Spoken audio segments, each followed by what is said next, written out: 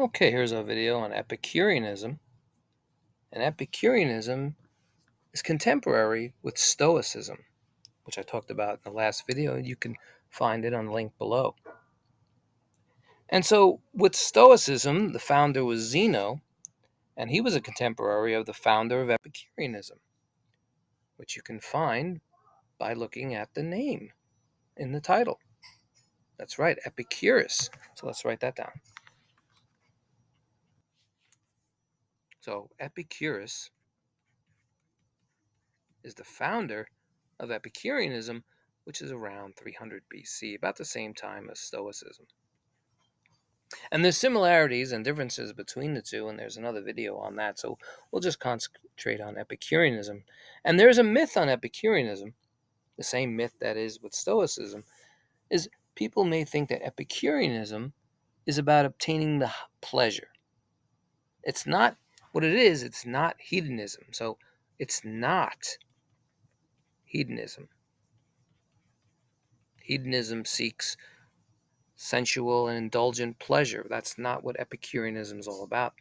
They do say that the highest goal is pleasure, but not the pleasure that you're thinking. The highest goal is pleasure, but they define pleasure as something different than what hedonists will determine what pleasure is. No, in Epicureanism, the pleasure is freedom from disturbance, freedom from stress, freedom from disturbance, inner peace. That's what they're trying to find. Maybe it sounds similar to, people want to do yoga, meditation, or freedom from disturbance. And they call this freedom over here, we'll put it, ataraxia. Ataraxia, freedom from disturbance. That's what pleasure means to Epicureanists. So here's 4 things we can look at what the Epicureanists believe. Moderation is the big key here. Moderation. No excessive desires. Unlike hedonists, no excessive desires, excessive wants, excessive materialism. It's moderation. Because they believe that excessive desires and materialism can lead to anxiety, can lead to unhappiness. There's a big emphasis on friendship.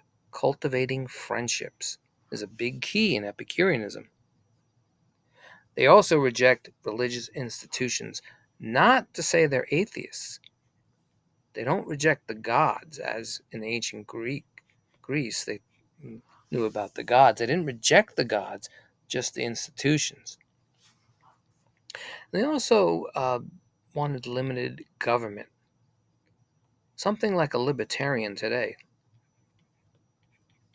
Libertarians believe in limited government role, and that's what the Epicureanists believed also. So again, seeking pleasure is this internal peace. That's what the Epicureans are trying to find through moderation and restraint. And they have this thing this adage that you probably heard before: money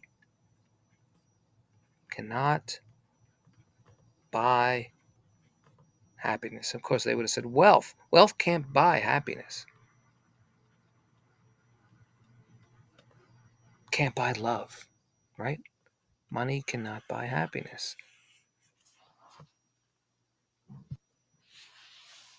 So if we sum this up, the Epicureans, some people again say Epicurists.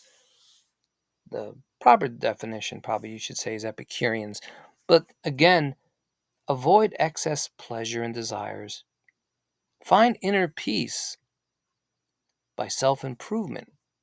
There is an emphasis on reason and logic and an importance of friendship. So that is a brief review on Epicureanism.